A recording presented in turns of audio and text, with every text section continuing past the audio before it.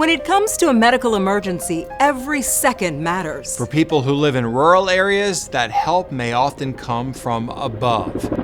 Over the past decade, demand for air ambulance services has grown more than 50%. One factor, experts say, is a rising number of rural hospitals shutting their doors, like in Horton, Kansas, where in 2019, the community's only hospital was bulldozed to the ground. We lost health care, which was very important for our senior citizens, everybody in general. Since 2015, more than 100 rural hospitals have closed, and currently 30% of all rural hospitals in the country are at risk of closing. They're very, very important just from every aspect, between the jobs, the economy, the health and safety of the community members. There's so much a small hospital offers that a large hospital don't. You know the people, and that makes them at ease because they know you.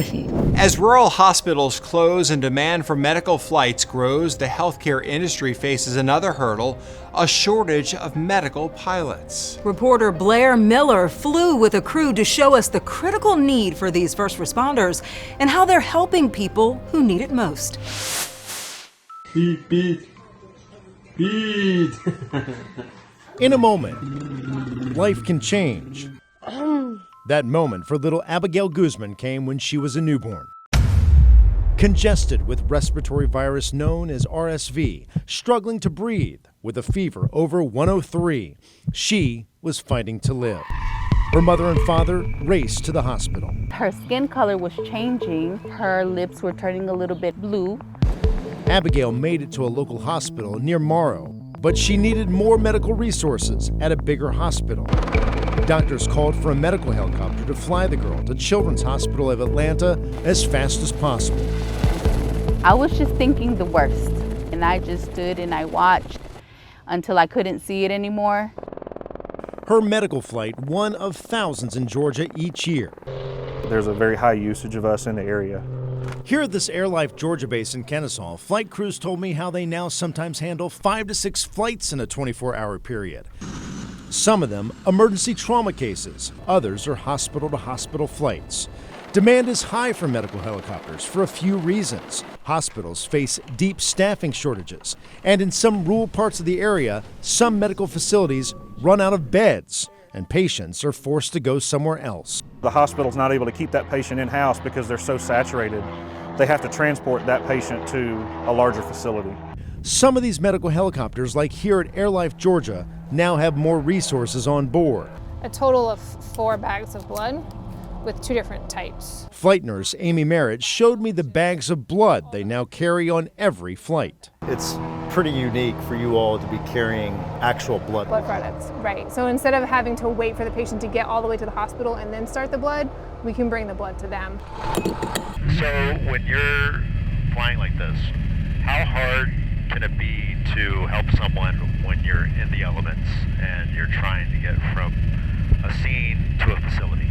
Yeah, so there's a lot to manage all at once.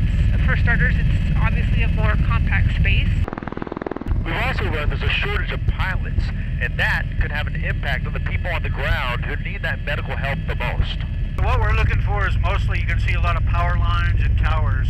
This pilot flying us, a former Marine. Many of these pilots are former military, but now industry leaders are trying to attract pilots from other industries, like helicopter pilots who fly tourists at national attractions. It does create a real problem that the industry as a whole is going to experience due to the shortage. So you guys had career on wheels today, huh? Back in Morrow, one-time patient Abigail Guzman is now doing much better, nearly 9 years after that medical flight. 9 years after her life nearly changed forever. To me, they're the angels. I know for a fact that she was given a second life for a reason.